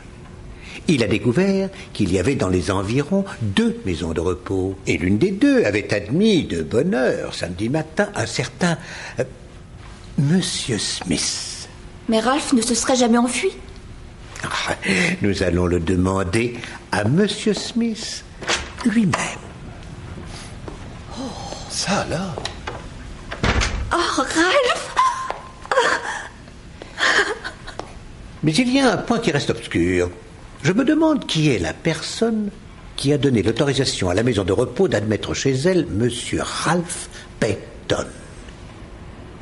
Oh, Poirot. Mais à culpa, oui. Non, dès que j'ai appris que Ralph était revenu à King's Abbot et était descendu au White Hart, j'ai su qu'il devait avoir un problème. Je suis allé le voir dans l'après-midi. Il en est arrivé à me parler de son mariage et de l'impasse où il était. Sur le moment, je ne voyais pas ce que je pouvais faire pour lui. Mais dans la soirée, quand le meurtre a été découvert, j'ai tout de suite vu que les soupçons allaient peser sur lui. Et sinon sur lui, du moins sur la jeune femme qu'il aimait. J'étais horrifié à l'idée qu'il allait peut-être être obligé de donner une preuve qui pourrait incriminer sa jeune épouse. Oh, mon cher James, ne vous ai-je pas dit des centaines de fois qu'il est impossible de cacher quoi que ce soit à Hercule Poirot?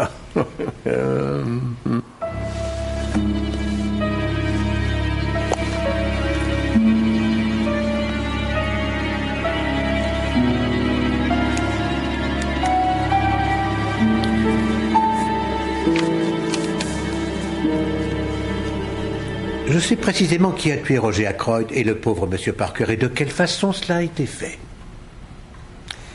Et voici ce qui me dit tout. Qu'est-ce que c'est?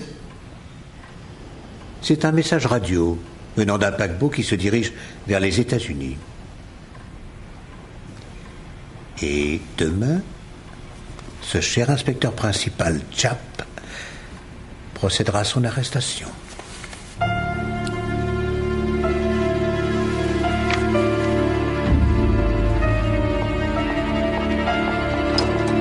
Je suis outrée de ce qui vient de se passer.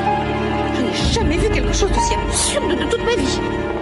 Ce petit bonhomme peut être odieux, c'est une honte.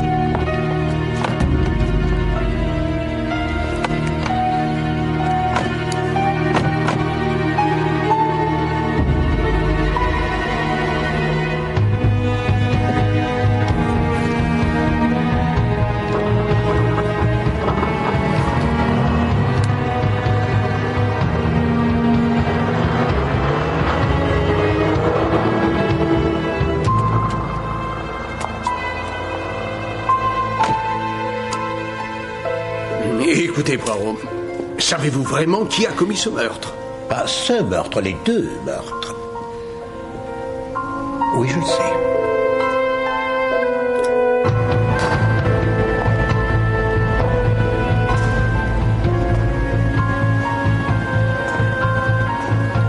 Alors qui est-ce? Dites-le nous, puisque vous le savez. Poirot ne vous facilitera pas les choses. Vous, inspecteur principal, avec votre carrière longue et couronnée de succès, vous avez votre théorie, je le sais. Quant à vous, mon cher James, vous avez été mêlé à cette affaire depuis le début, n'est-ce pas? Vous connaissez intimement toutes les personnes impliquées, puisque vous êtes le médecin de ce village. Mais avant de vous révéler mon secret, vous devez tous les deux m'exposer vos théories, s'il vous plaît. Et nous allons commencer par vous, James. Moi? Oh non. Je ne voudrais pas me couvrir de ridicule devant des professionnels. Oh, je n'en pouvais plus d'attendre dans la voiture. Tu en as encore pour longtemps, James? Non, je pense que pour moi, c'est terminé. Non, mon cher James. Madame, votre frère allait nous exposer sa théorie sur le meurtrier. Veuillez vous asseoir, je vous prie. Oui. Oui, bien sûr. Merci. Alors, James, quel genre d'homme ou de femme cherchons-nous? Une femme? Non, je ne crois pas que ce puisse être une femme. Alors, cet homme était-il aussi, à votre avis, le maître chanteur? Je crois très possible qu'il ait eu, disons, une espèce d'arrangement financier avec Mrs. Ferrars. Oui. D'une manière ou d'une autre, il avait sûrement découvert la vraie raison de la mort d'Ashley Ferrars. Ce qui fait que cet homme pourrait être un détective. Mais on peut se dire qu'en tant que docteur, vous étiez mieux placé que quiconque pour le savoir, n'est-ce pas? Oh, c'est exact. Mais le moment important de cette affaire, ce n'est pas le meurtre de Ashley Ferrars, mais le suicide de sa veuve. Ses motifs demeurent toujours obscurs, mais pour une raison connue d'elle seule, elle a décidé d'en finir avec la vie. Et Ce geste a dû plonger notre meurtrier dans un très grand embarras. Et il était au courant de cette liaison de mauvais goût qu'elle avait avec Roger Ackroyd. Son problème était de découvrir si, avant de mourir, elle avait confié à Roger Ackroyd l'identité de l'homme avec qui elle avait cet arrangement financier. Celle de ce maître chanteur. Ce maître chanteur était peu commun, inspecteur principal. Il devait avoir vu Roger Ackroyd quelque part à ce moment-là. Et en observant Ackroyd, il y a sûrement une chose qui lui a fait flairer le danger. Dès cet instant, il a décidé qu'il ne devait courir aucun risque. Il était certainement capable de construire une espèce de machine qui mettrait le dictaphone en marche à l'heure qu'il avait prévue. Je ne crois pas qu'il se soit fié au hasard pour choisir son arme, comme tout semble l'indiquer. Je pense qu'il avait pris une arme avec lui. C'est au dernier moment qu'il lui est venu à l'esprit que le poignard, qui était exposé dans la vitrine, sur la scène du crime, agrandirait l'étendue des soupçons et les détournerait de lui. Il était déjà prêt à commettre son meurtre quand il a eu confirmation de ce qu'il redoutait. Le courrier du soir, monsieur. Mrs. Ferrars Posez les lettres s'était bien sûr confiée à Ackroyd, mais pas en personne. Elle lui avait écrit une lettre. Ackroyd avait ouvert la lettre en sa présence et avait commencé à la lire.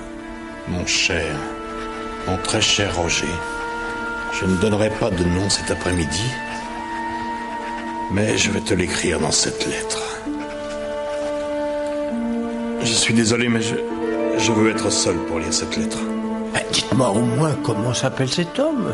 Non, je veux être seul pour la lire.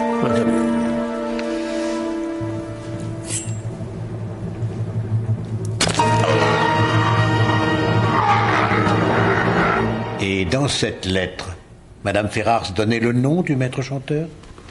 J'ai lu ce livre que j'ai trouvé dans la voiture, James. Non, ce n'était pas du chantage. Tais-toi, s'il te plaît, James. Comment appelez-vous ça, James? L'homme avait saigné Madame Ferrars à blanc. Dorothy Ferrars n'était qu'une femme adultère et une meurtrière démoniaque. Elle nous méprisait avec ses érotins. Tout cet argent qu'elle avait, elle n'avait jamais travaillé pour l'avoir, ni son ivrogne de mari avant elle. Ce n'était que des inutiles, des paresseux et des parasites. Arrête, s'il te plaît, James. Non! Il ne savait pas ce que c'était qu'être privé de tout, économiser année après année, ne pouvoir s'offrir de vacances ou d'être appelé jour et nuit pour soigner n'importe quel misérable imbécile à des kilomètres de chez soi. Vous n'avez pas le droit de vous dresser en juge devant moi. Vous parlez de chantage? Vous appelez ça du chantage? La loi n'aurait pas puni cette femme, je le sais, alors je l'ai fait.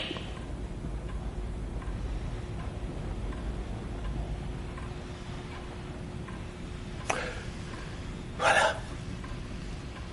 Satisfait? J'ai fait le travail pour vous.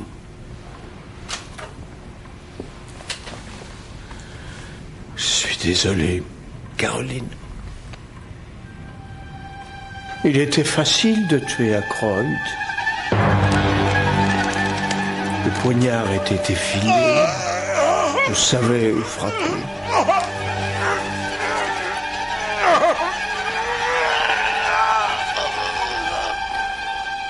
Pour le reste, je n'avais qu'à suivre simplement mon plan.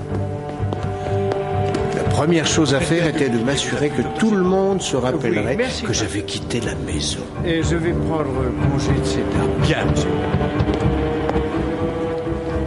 Je m'en allais, mais je garais ma voiture un peu plus loin dans l'allée.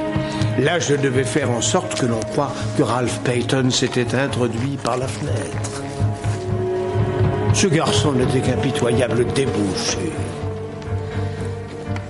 Je savais qu'Ackroyd avait acheté un dictaphone et s'en était déjà servi. Alors, j'allais l'utiliser pour que Ackroyd fasse entendre sa voix alors qu'il était dans l'au-delà. Après quoi, je mis le fauteuil en place, détail qui vous a fort intrigué.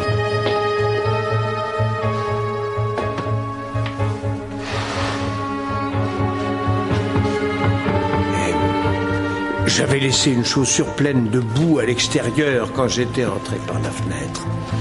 Maintenant, alors que je fuyais, je pouvais laisser son empreinte sur le bas de la fenêtre.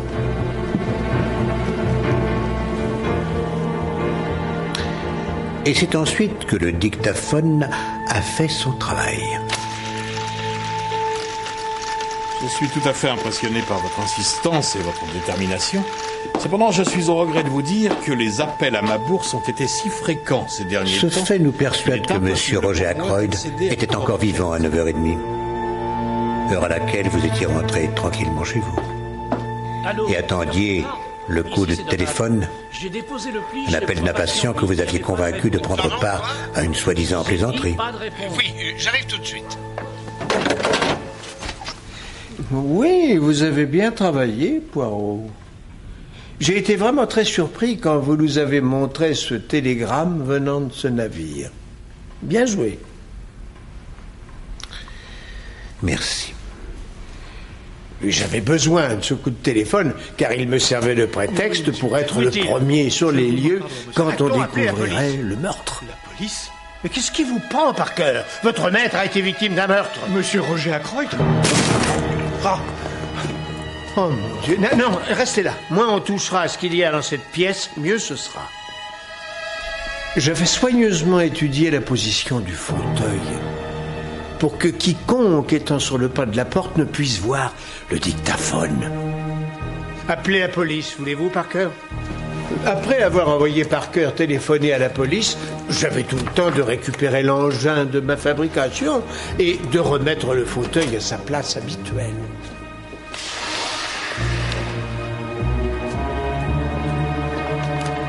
Et pour finir, je devais mettre au courant Ralph Payton du meurtre de son oncle, le persuader qu'il était en danger et l'amener à m'accompagner dans cette maison de repos.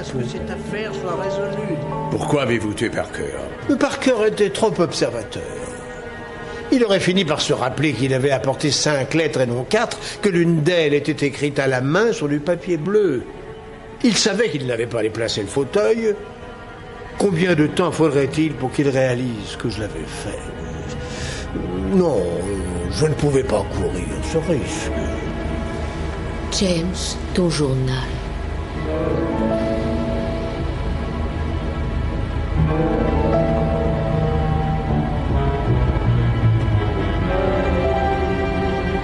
James Shepard, je vous arrête pour le meurtre de Roger Ackroyd. C'est vous qui le dites, inspecteur principal. Non, James, ne faites pas ça. C'est de la folie. Ne bougez pas, ni l'un ni l'autre.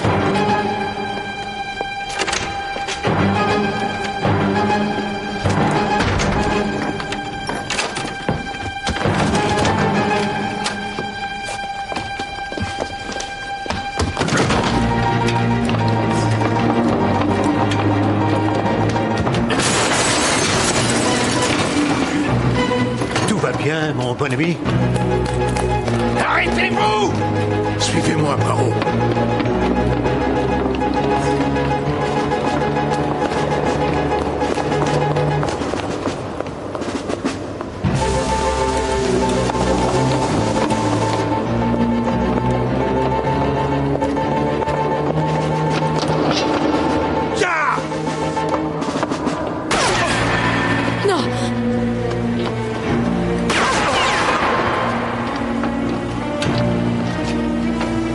Fait 3 balles.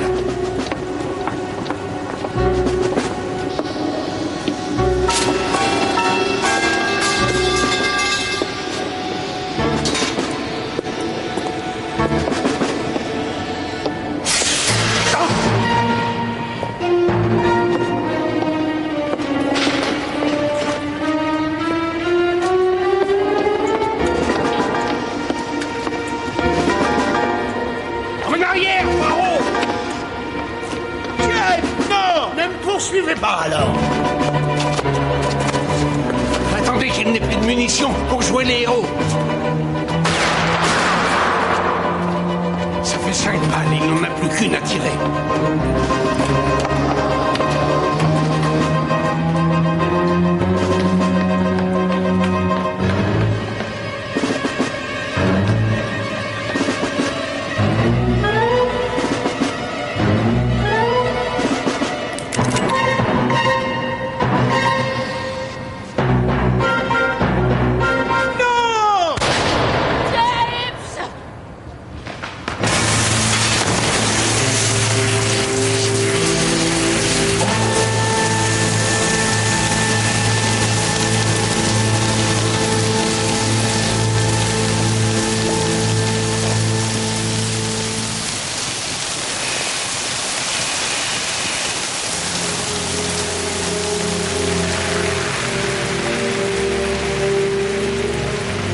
égard pour la sœur du docteur Shepard, la véritable histoire de ces épouvantables meurtres doit pour le moment rester secrète. Une dernière faveur, si vous le permettez, à un homme que j'ai considéré un jour comme un ami. Je pensais pouvoir échapper à la cruauté de la ville en m'installant à la campagne. Les champs verdoyants, le chant des oiseaux, les visages souriants et amicaux. Les champs verdoyants sont les tombes secrètes des victimes des meurtres les plus hideux. Les oiseaux ne chantent plus que brièvement, car il y a toujours un idiot revêtu de tweed qui les tue. Les visages souriants et amicaux, que cachent-ils?